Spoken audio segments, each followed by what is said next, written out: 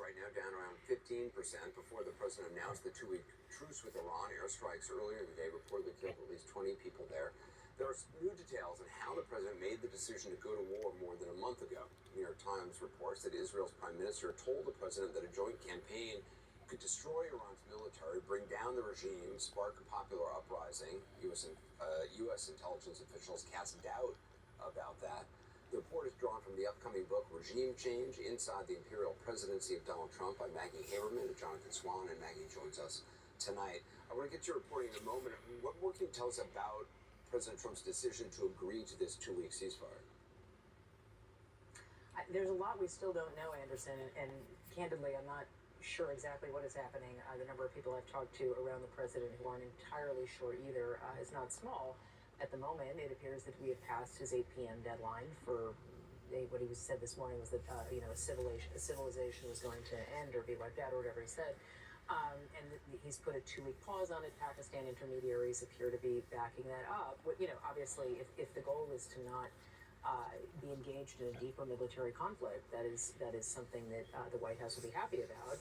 But what it means for a few weeks from now remains to be seen. What it means in terms of whether Iran remains in control of the Strait of Hormuz remains to be seen. What it still means in terms of either their nuclear enrichment capabilities or sanctions on Iran's economy, which have been really harming Iran's economy and impacting their behavior to some extent, is still an open question. So where we will be in a few weeks, I don't know.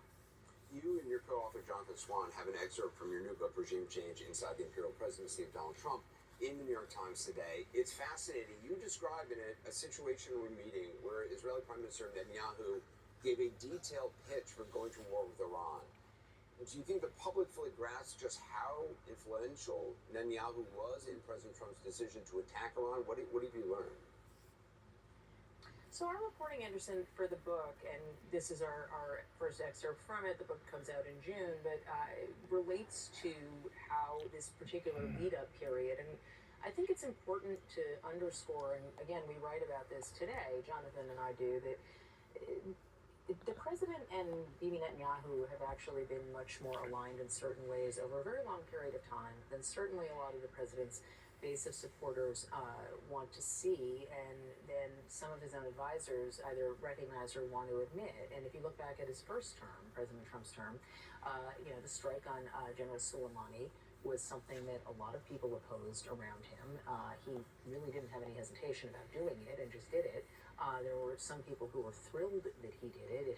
It had repercussions, right? I mean, Iran has been looking to go after him in one way or another ever since, and it has escalated tensions there. But it shouldn't really be a surprise if you look at the decade-long relationship. When Bibi Netanyahu came to this Situation Room meeting with the president and the president's senior advisors on February 11th, it's pretty extraordinary, Anderson, because it is clearly unusual for a foreign leader to be in this kind of an in-person meeting in the Situation Room. It certainly speaks to the magnitude of it. But Netanyahu was laying out a number of different ways in which they believed this could go, that a war could go, and it would involve taking out ballistic missile capacity.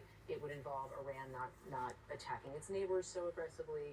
It would involve Iran not choking off, minimal likelihood of choking off the Strait of Hormuz. And then there was the possibility of regime change, that it could happen. He played a video of possible options for who could take over if there was, some change or disruption to the clerical leadership in Iran, although most of the Americans didn't really favor the people that he was talking about, or some of the people he was talking about. So he didn't suggest this all as, if this, then this is the absolute outcome. But certainly, President Trump was impressed by what he heard. He didn't completely say yes right there, but he did say sounds good to me, or something to that effect, to the prime minister. And it was clear that that was a likely green light. It was clear to the president's advisors that he was impressed with what they saw.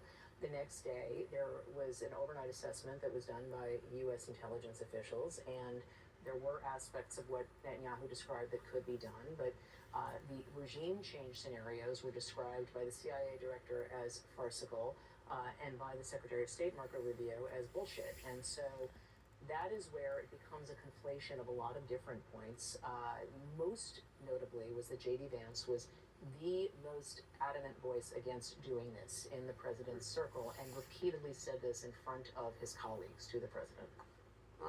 Fascinating. Maggie Hibbern, thanks very much. Joining